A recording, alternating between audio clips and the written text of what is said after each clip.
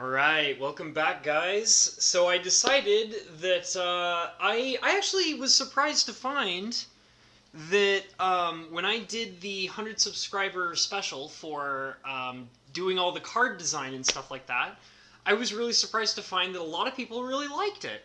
And so I thought it would be really, I kind of wanted to change it up.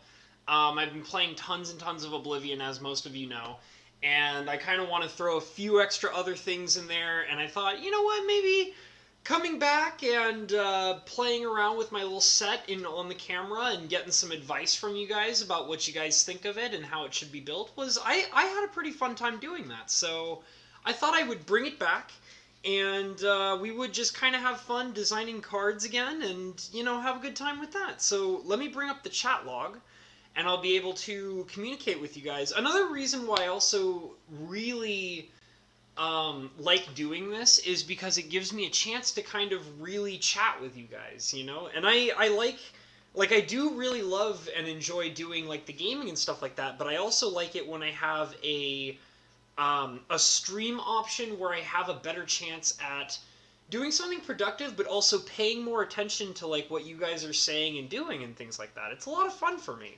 So it looks like we have a Lettuce, we have Dragon's Lair Gaming, and we have Sam Dunn. It's good to see you guys. Glad to have you here. Lettuce says, it's spicy time. Dragon's Lair is saying hi to Lettuce, and then says, time to dissect some cards and put them back together Frankenstein style. Sam Dunn says, hi, after the last stream like this, I started working on my custom set again. Very cool, Sam Dunn. Sometimes, like, I've always had a particular, like, interest in designing cards and stuff like that, and even though I knew, like, when I was younger, I actually used to have a dream of working for Wizards Research and Development, and, as I got older, obviously that kind of, like, I basically am of the opinion that I don't want to do that anymore. But it's still fun to kind of reflect on the old cards that I designed, like this, for example, and kind of like mess around with all this stuff. I do love it. I really do. It kind of gets your mind going, helps you like think about balancing, and if nothing else, like if anything, it should be a overall lesson in board game design in general. Like, it teaches you how to pay attention, like, being able to, like, make balanced Magic cards that are fun and interesting, that, don't feel ridiculous or unbalanced or whatever, kind of gives you a understanding of learning how to create fun for everybody, And I always kind of like that aspect of it. Hey, Rebecca, good to see you, girl. Thank you for coming in and hanging out. Dragon's Lair says, sits down cross-legged with elbow on leg, holding head in hand. Go on, tell us how much you like to communicate with the collective. Well, I do. I really enjoy doing this stuff. And honestly, like, I really like the Magic project in particular because it's really, like, I get to sit down with you guys and we all get to kind of, like, think and work together and build something that we can all in our own individual way enjoy, or we can imagine that we can create something that, we can all enjoy in some way or another, and I really like that. Dragon's Lair is saying hi to Rebecca and Sam. Another thing that I have to point out, so you guys might have noticed that not only are we doing R&D, but I also got a package in my fan mail P.O.Box. I got it a few days ago, and I got it home. And it was an interesting struggle to get it home, and we're going to be opening it up on here on the channel in a little while. I'm not going to do it right away. I'm going to kind of tease you guys a little bit and tantalize you with the option of that I'm going to be opening mail, and it's going to be really cool.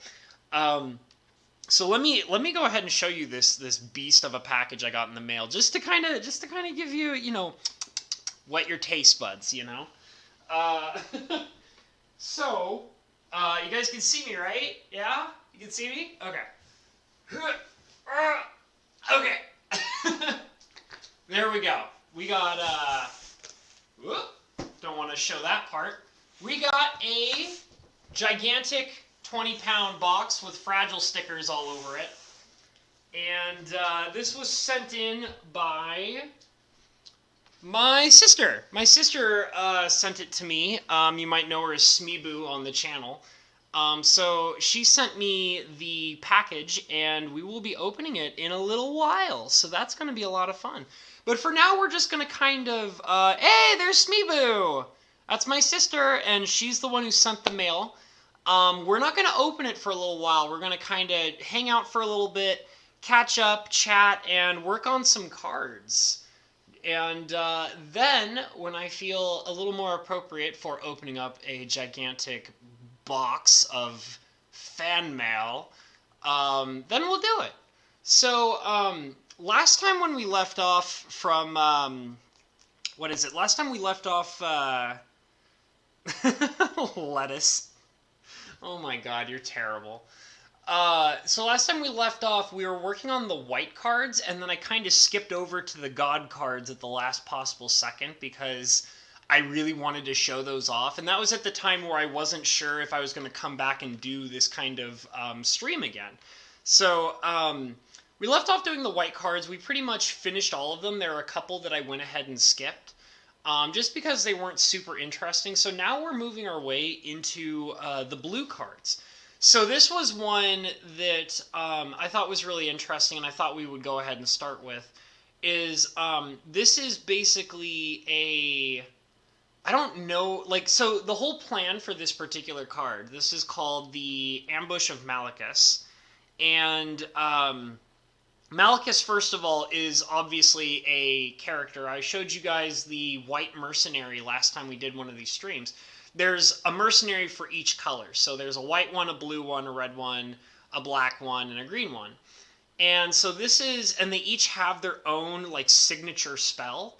So, like, we saw the white spell for, the white signature spell for the mercenary, the white mercenary, which was, if I remember correctly, it was just like a simple flicker spell. So this one's a bit more complicated. This one is, each character kind of has their own sort of talent. So, like, the white mercenary is kind of involved with, oh, hey, Cinder Shadow's in the chat. Good to see you, brother. Glad to have you here, man. Sorry, I just kind of only just noticed that you were, jumping in. Smeeboo is telling Lettuce that I wore out the previous sex swing. Wonderful, wonderful. I'm so glad you guys are getting along so well and sharing all of my nasty little channel secrets. You weren't supposed to tell him about the sex swing, Smeeboo. Don't tell him about that. Gosh.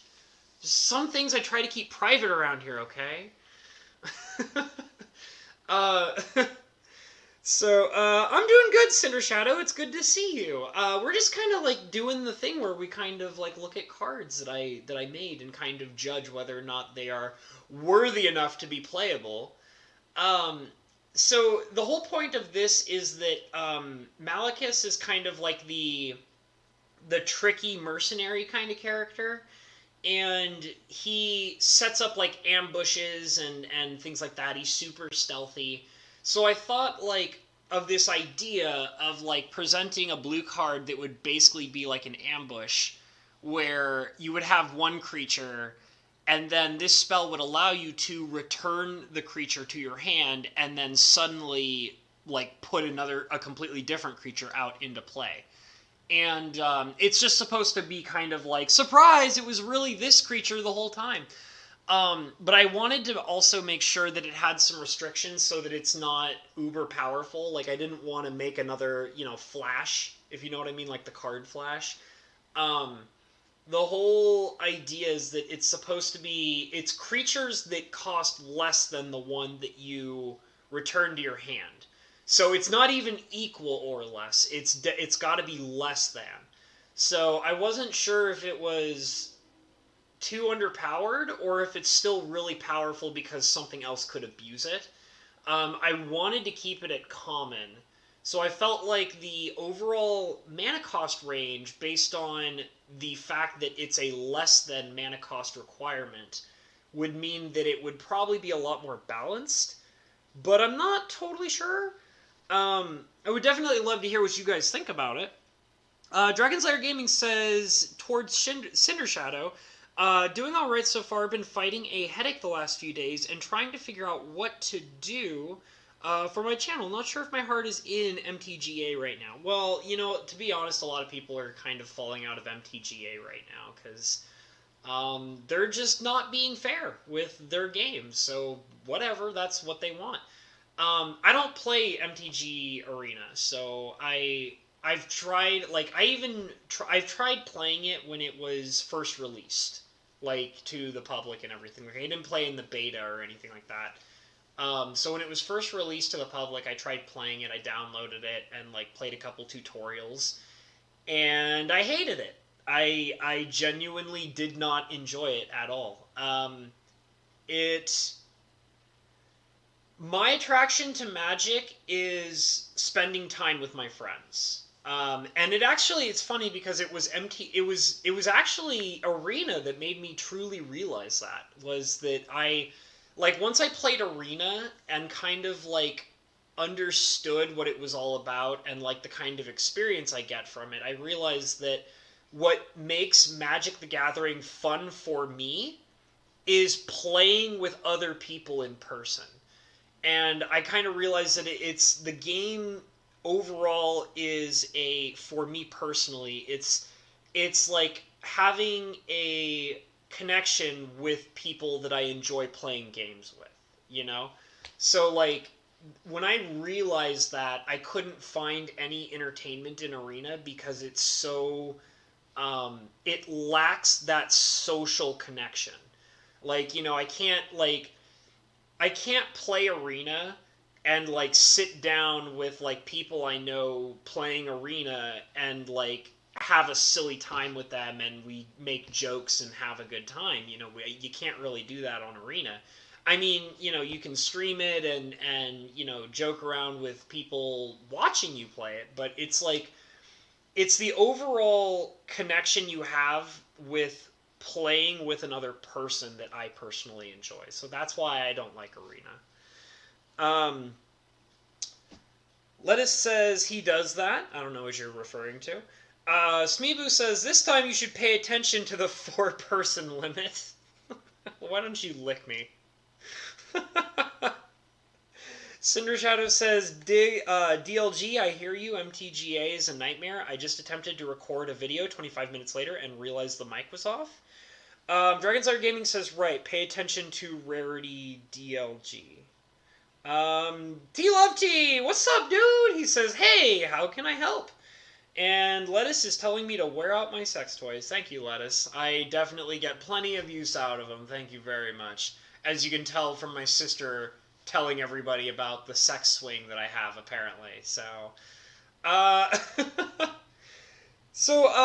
unless anybody has a particular opinion about this card, I think I'll probably just move on. I'll be willing to go back to it if somebody brings it up, but I think it's alright. I don't think it's too... I think the fact that it requires a converted mana cost lower than the card that is being returned makes it fine and balanced.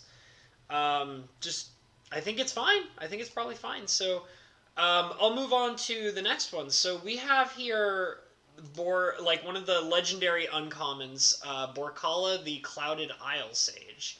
And she is a 3-mana legendary human wizard. She's a 1/4. And it says, the Clouded Isle Sage may block creatures as though they didn't have influence. So you guys might remember... and Dragon's Lair says that he likes the rarity on that previous card as a common. So that's good to hear. That's a good sign. So you guys might remember that I introduced a while ago in the previous stream a mechanic called Influence. Let me see if I can find a card that has it so you guys can be refreshed on what it does. Let's see which one it was. I think maybe... Who is it that has it? Is it... No, not that one. Where is it? Is it this one? No, that's Insight. That's another ability that I should go over, though. There's a couple of, like, keyword abilities that I have in the set. So, there's Influence, right? There's Influence. The one that I was showing you just a second ago was called Tyrant. And then this one is called Insight. So, Insight is whenever you cast a spell or activate an ability during a combat step, This creature has +1/+1 until end of turn. So the incite mechanic is basically saying, like, if you trigger abilities or you cast spells specifically during a combat step, which means it would have to be an ability that moves at instant speed or an instant itself. Whenever you cast an instant speed ability during specifically the combat step, a creature will get +1/+1. Now, it's kind of like... So I made this before Tarkir existed. So I know that Tarkir introduced a mechanic that allows you to boost creatures' power and toughness based on casting non-creature spells. So this is kind of a little bit of a duality with that, I think. That's the only thing I would think is not too great about it. Oh, Bo Falcon, what's up? He wants to see Borkala again. Okay. Let me just make sure that I find influence. Here we go. So here's an influence card. I just want to show. So one of the other mechanic was influence, which is this creature cannot be blocked if the defending player has fewer legendary permanents on the battlefield than you.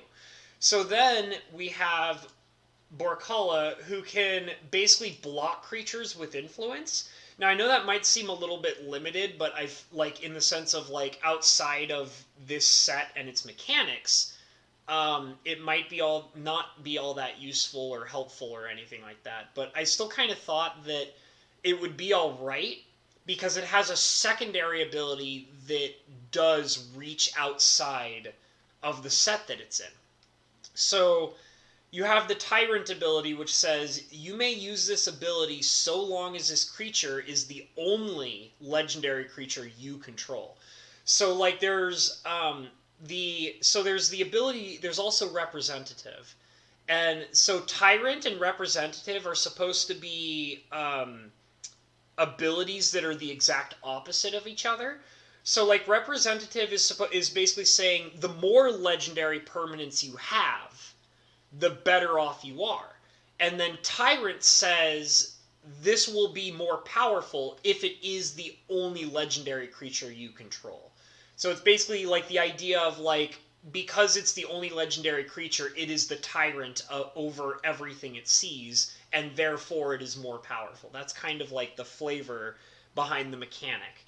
And I play with it in a few different cards, like this is definitely one of them, and it's one of my kind of flagship cards for the mechanic, because I feel like it would get the most utility out of the Tyrant ability, and it's kind of like the poster child in a sense. The influence thing is kind of just a tagged on bonus. I remember putting it on there in the past to replace another ability that was too, like, even more limited, I guess. Like, in other words, it was not quite... it was so limited that it would even, like, not have an attraction outside of the set or anything like that. So I felt like this was kind of a step up. I think it's fine. It doesn't seem like anybody has too many complaints about it, but, I mean, if you guys have any advice or anything like that, I'm more than happy to hear it. I got the chat log right in front of me, so you guys jump on it if you want. But if not, I'll just continue on. And whenever you guys bring it up, like you're like, oh wait, like what about this? I'll go backwards too. So we'll move on. We'll move on to the next one, because this is another one of the ones where I feel like it's fine. Like it's a 3 mana, it's got 1 power, but it's got a big booty, a big 4-point booty, which I like a lot. And if nothing else, like, even if it doesn't hit that Tyrant requirement, because I think that Tyrant is more powerful earlier on, but as you get further into the game, it might become less useful if you're having more legendary creatures or something. I'm not sure. I'm not totally sure yet. Dragon Slayer Gaming says, I would say tap or untap an other target permanent. Tap or untap target permanent. Oh, like another one? So in other words, like you wouldn't be able to untap her? Okay. Yeah, I mean, the part of it is that she doesn't tap to use the ability.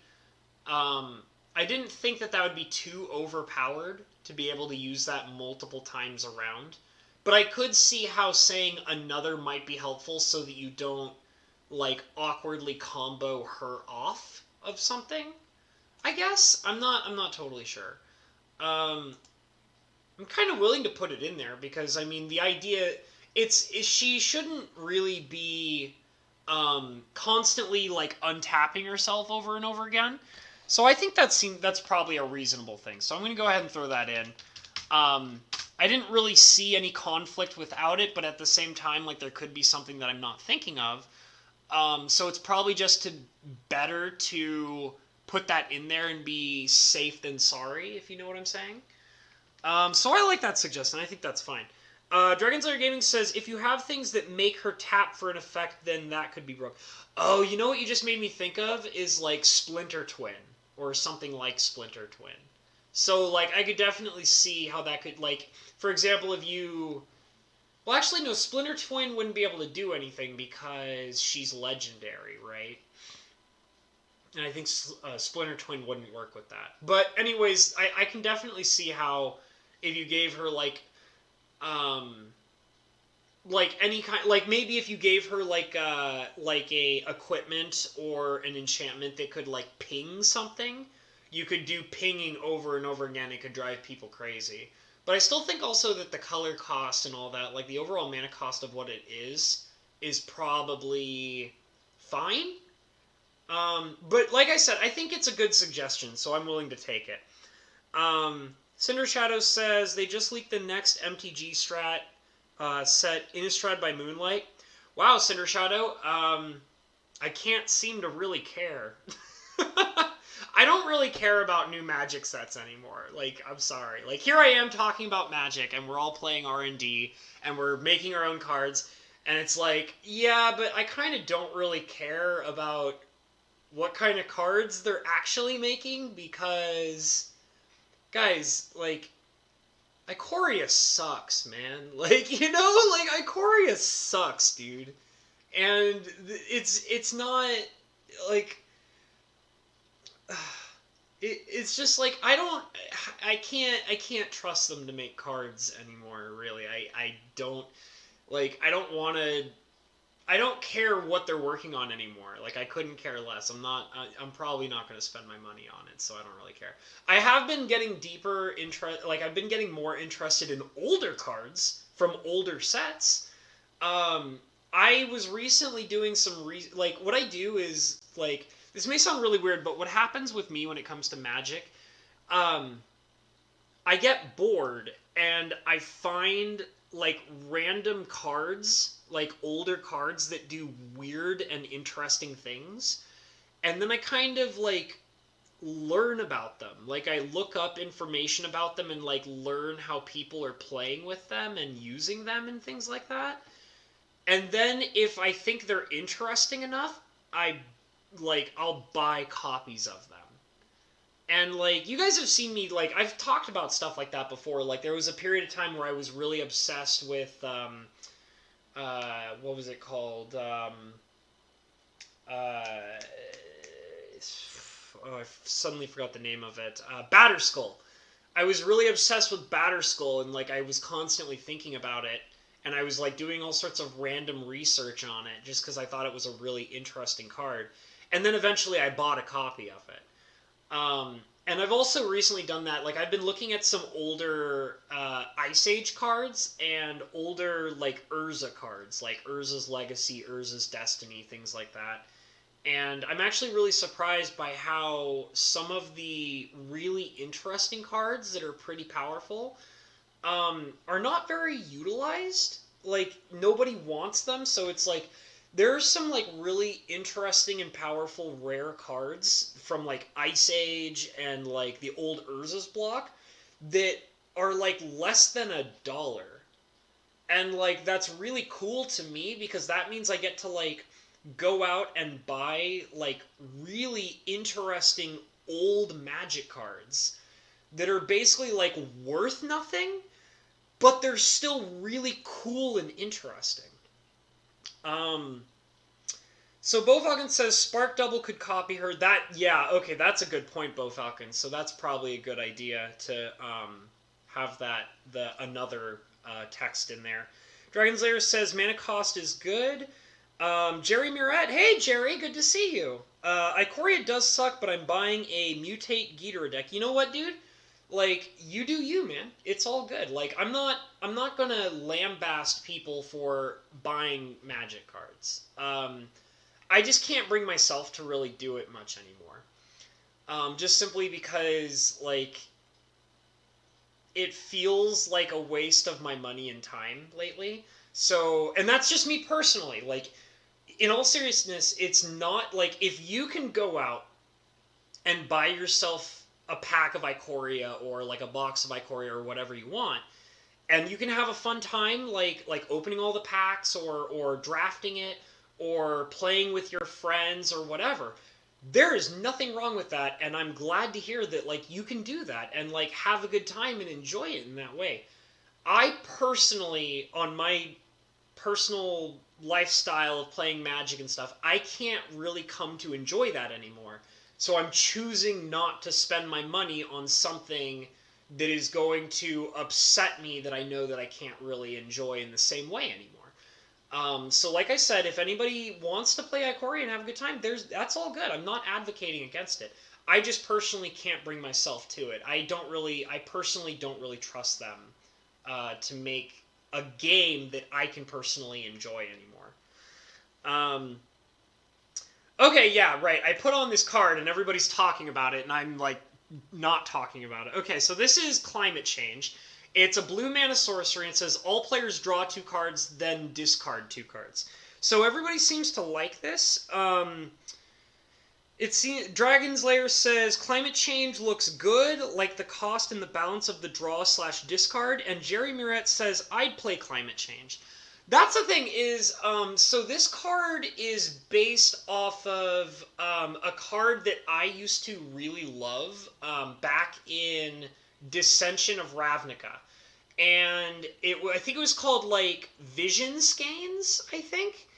And I think that's what it was called. And it was, like, a 2-mana instant that said all players draw 2 cards, I think. And that was it.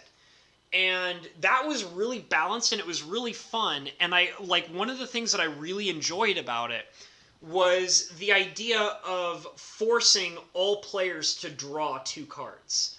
And there was no downside to doing it. It was just, no.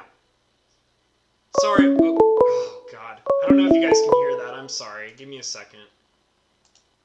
Somebody was trying to call me in the middle of my stream, so I'm not playing that game. Anyways, and it was a number I didn't recognize, so they can leave a message or whatever. Anyways, so I really liked the whole thing about being able to force all players to draw cards, because there were some interesting, game politics in that.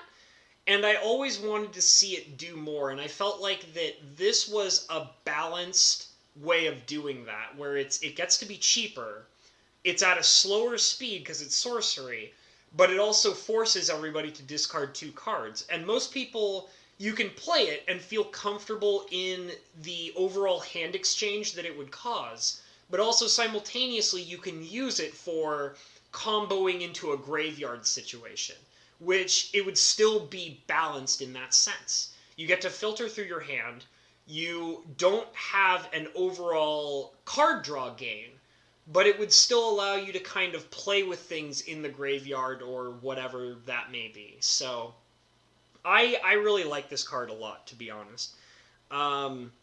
Cinder Shadow Gaming is giving a question mark, not sure why. Okay, so I'm glad that you guys like this card. I also like the flavor text I put on here. So it says, Snay drew breath and then exhaled. The clouds shifted. The temperature rose. A warm rain began. So the flavor text of this card, by the way, is supposed to represent, I showed you guys the god cards, and one of them was Snay, which was the green, blue, and black god. And Snay, one of the things about Snay is that her state of emotions and like how she like handles things in the world, the climate change and like weather change of like the area, like especially in her domain, is tied to her emotional state. So like she has the ability to like change weather and the climate and stuff like that based on how she feels at the time. So the flavor text here is supposed to kind of give you that concept that she has control over the weather. Okay, so Denial of Rank. Okay, so this is a 2-mana tribal. I know that you guys hate tribal, and I am thinking about removing it. This was created back in the days where I was really obsessed with, I was really into Lorwyn, and I thought the whole tribal thing was really cool, so I kind of tried to redo it. But I am thinking that it's probably just a big cluttery mess, and I shouldn't be messing around with it. So I'll probably remove tribal and the subtype legend, and then just make it so that the text is just an additional thing you get if you happen to be playing with legendary creatures, because you don't really need tribal for that kind of thing, so it's probably just better to remove it. So I'll work on that at a later time. Hey James P, good to see you, brother. Thanks for coming in and lurking. Happy to have you here. Dragon Slayer Gaming says, I like the fact that you are giving your opponents a chance to get a card that they need. Yeah, I mean, I assume you're talking about climate change still. Yeah, it's definitely, it's climate change is kind of like a risk and reward kind of card. And the idea is that it's purposely supposed to be really efficient, but it's also supposed to come with great cost. So you may be putting yourself ahead, but you also have a chance of putting your opponent ahead. And the thing is you can take advantage of what would be a disadvantage because you can manipulate your graveyard with it if you so choose to. Cinder Shadow says, sounds like it might be fake. Okay. So Lettuce says, yay, tribal is cancer. Yeah, I know it's not a very good thing. I've been debating, even before I did these streams and had you guys yelling at me about doing tribal, about how tribal's not good, I was thinking about getting rid of it in the past as well. So anyways, this says, return target creature to its owner's hand. If target creature is a legendary creature, that creature's owner must also discard a legendary creature or tribal legend card. So I could probably change it to saying you can return target creature to its owner's hand, and then if target creature is a legendary creature, that creature's owner must also discard that creature, maybe? I don't know. I don't know how it would... It was kind of like I wanted to get a return spell combined with a conditional discard so that you would have like a full-blown form of removal. Like, it's basically like a mono blue... It's almost like it's kind of like a black destruction spell, but in a really roundabout way for blue. So I'm not sure how balanced it is on the level of playing with what it's playing with in blue specifically. I'm worried that maybe the discarding is too strong. Like maybe it's not, like it's too strong. So I don't know what I would do to kind of change it, because even, like, I've looked at this card multiple times, and every time I look at it, because I know that discard is technically in the color pie of blue, but it's not very common. It's usually combined with black, and if it stays mono blue, it's usually has, like, a heftier price or greater cost or something like that. So I'm thinking that maybe the discard is a bit much, but I want it to have something in addition to returning the card. So it would have to be able to return a creature and then further do something with that creature or with that player's hand after it returns the creature card.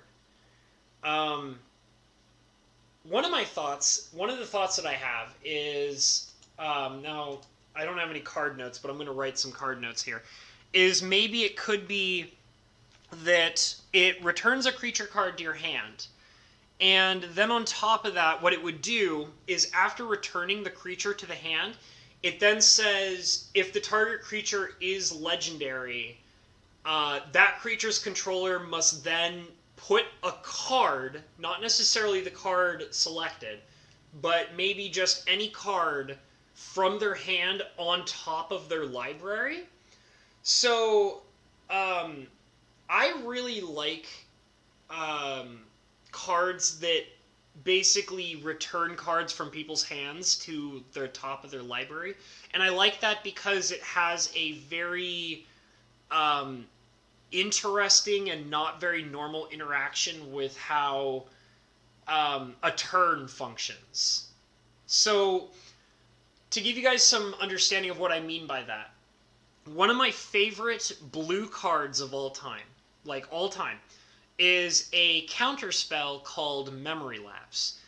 And it's one of my favorite blue cards of all time because it, in the most creative way possible, it gives you an extremely powerful advantage over the opponent in a weird way that you would never expect normally possible. So, Memory Lapse basically says you would counter a spell, and then instead of putting the spell into the player's graveyard, it puts it back on top of their library.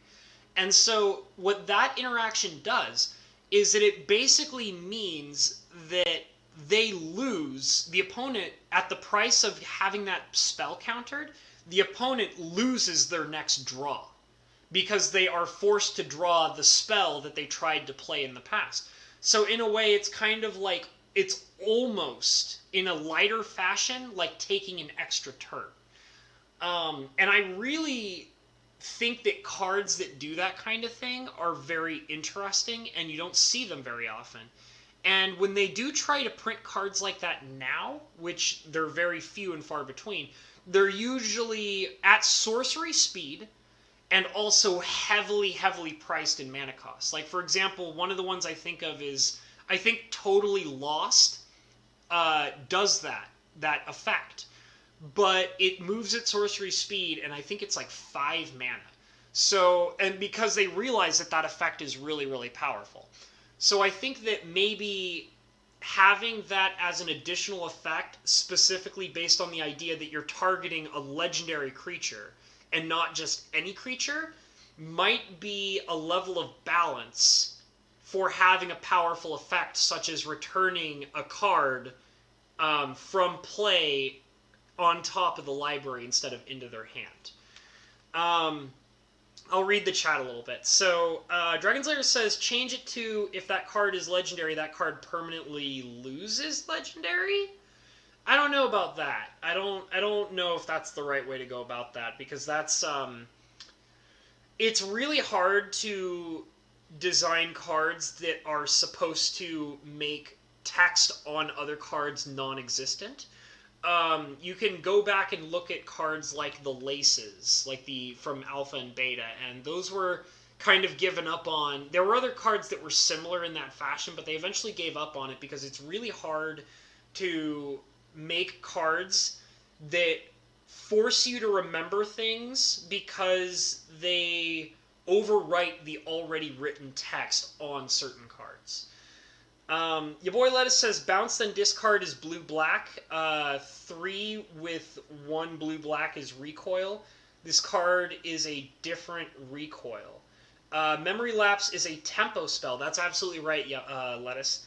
I love Memory Lapse. It's one of my, like, no joke, I consider it to be basically, I personally think that Memory Lapse is my favorite counter spell ever printed. It's so cool. I think I like what it does to the game. It's not necessarily that I like the it's not that I'm necessarily a fan of stealing tempo from my opponent, which is in fact the whole point of the card in the first place. But what I enjoy about it is the design space that it's in. You know what I'm saying? I really I find that particular design space for manipulating tempo in blue to be really interesting. And I can understand why they don't print lots of cards like that, because it's really, really powerful. Dragonslayer Gaming says, I thought of using Memory Lapse as a defense to stop losing a card you are casting that is going to get countered. So Dragonslayer, Memory Lapse, okay. this is something that was taught to me a long time ago about memory lapse. And once you understand, like, this concept, the card will blow your mind. Like, it's one of the most amazing cards you've ever played with once you understand how to play with it. The best way to explain a memory lapse so that you can learn how to play with it correctly, think of it like this. Imagine an instant speed time walk. That's kind of what memory lapse does. Like, if you're playing it correctly. That's what memory lapse is capable of. It can literally, like, if you are playing it correctly, because when you should never, ever, ever play memory lapse as a form of removal. If you play, like, so if you play memory lapse the same way you would play a counter spell, it will never work in your favor. Because a counter spell is removal. Memory lapse is not a removal spell. It's a tempo. It's basically a spell that is designed to force your opponent to lose their tempo and their speed in the game. So, like, what you would do is the best way to play it is to use it on, like, any time that you need to get ahead of your opponent by a turn, and that's not necessarily because you need to remove something. It's if you need an extra turn to get ahead of your opponent, that's when you should be using memory lapse to send a spell back to their deck so that they essentially lose their turn. So, like, it's best to do it when they're playing a spell that would get them ahead in the game. It's also good to use it when they tap out for something huge. So, like, if you can play it with that in mind, it will always feel like a instant speed time walk. That's the secret to it. Don't play it like a counter spell. Like, obviously, you have to target a spell that your opponent is casting against you for it to work. But the thing is that you should never expect it to remove a threat. That's not the purpose of it. It's a fascinating card. It's like, it's one of my favorite, it's probably my favorite blue card of all time, like, hands down. Because it's the way that it's like, oh, it's a counter spell, and it's like, but it's not actually a counter spell. It's really interesting. Okay, so your boy Lettuce says the text should be return target creature to its owner's hand. If that creature is legendary, that player must then discard a legendary card. Well, okay, so I think I like that based on the clarification of the text, but also simultaneously, is discard too powerful for this card? Like, you know what I'm saying? Like, is adding discard onto a mono blue spell for 2 mana too powerful for the cost and the speed? Like, the basically overall pace of how the card functions. Your boy Les says Arcane Denial is my favorite counterspell. That's the one that draws 2 cards, right? You cast it and it says your opponent, like, counter target spell. If you countered that spell this way, that opponent must, like, draw 2 cards, and then you draw a card as well. I think that's the card you're talking about, and that's a good card. It's really fun. Your boy Lettuce says Memory Lapse, you play it early, play it on any spell the tap low on. Yeah, it's true. So, like, you would generally, like, play it, like, what I like to do is I like to play it when people are ramping. So, like, for example, like, one of the best examples I can think of is, like, you would cast, like, Memory Lapse on, say, what's a good example? Like a Steve. If you guys know what I'm talking about, Steve. So Steve is Sakura Tribelder. So